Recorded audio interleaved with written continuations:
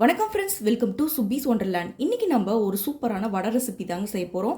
இந்த வடை ரெசிபி செய்யறதுக்கு உளுந்து ஊற வைக்கணும்னு அவசியம் இல்லைங்க, மாவு அரைச்சி எடுக்கணும்னு அவசியம் இல்லை. சூப்பராக மெதுவடை அருமையாக ரெடி பண்ணிடலாம். வெளியே கிறிஸ்பியாக உள்ள சாஃப்டாக சூப்பராக ரெடி பண்ணிடலாம். பிகினர்ஸ், பேச்சுலர்ஸ் எல்லாமே செய்யக்கூடிய இந்த ஈஸியான ரெசிபி எப்படி பண்ணலாங்கிறத பார்க்கலாம் வாங்க ஃப்ரெண்ட்ஸ். ஃபஸ்ட்டு இந்த ரெசிபி செய்கிறதுக்கு 1 கப் அளவுக்கு வெள்ளை அவுள் எடுத்திருக்கேன். இப்போ இதை ஒரு பவுலில் ஆட் பண்ணிக்கிறேன்.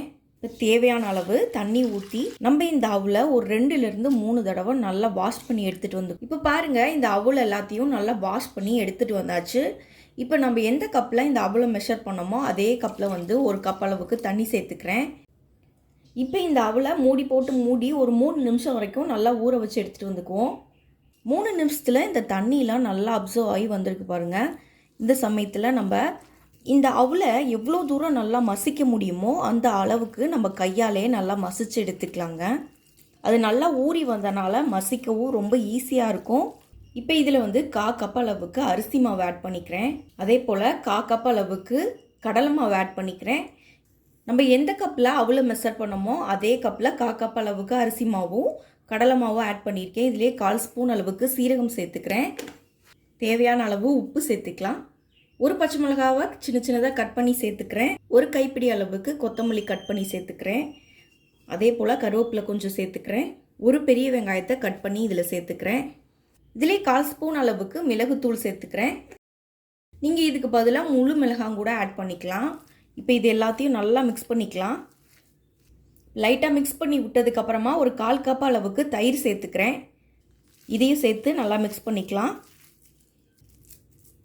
நல்லா மிக்ஸ் பண்ணியாச்சு.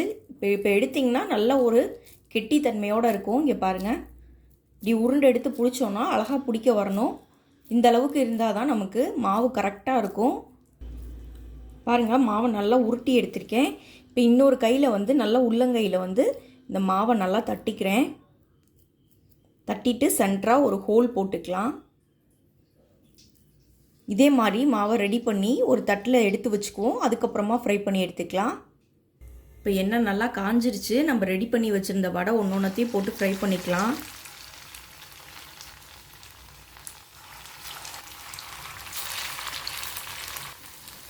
உளுந்தே இல்லாமல் நம்ம எப்போ நினைக்கிறோமோ குயிக்காக டக்குன்னு பண்ணிடலாங்க இந்த வடையை. இப்போ திருப்பிக்குவோம்.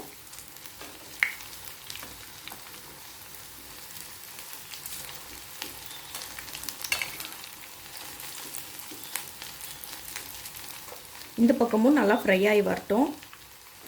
பாருங்கள், 2 பக்கமுமே நல்லா ஃப்ரை ஆகி பொன்னிறமாக மாறி வந்ததுக்கப்புறமா இப்போ இந்த வடைகள் எல்லாத்தையும் நம்ம எடுத்துக்குவோம்.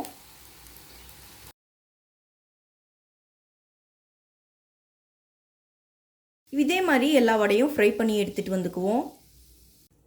அவ்வளோதாங்க, அருமையான மெதுவடை சூப்பராக ரெடி ஆயிடுச்சு.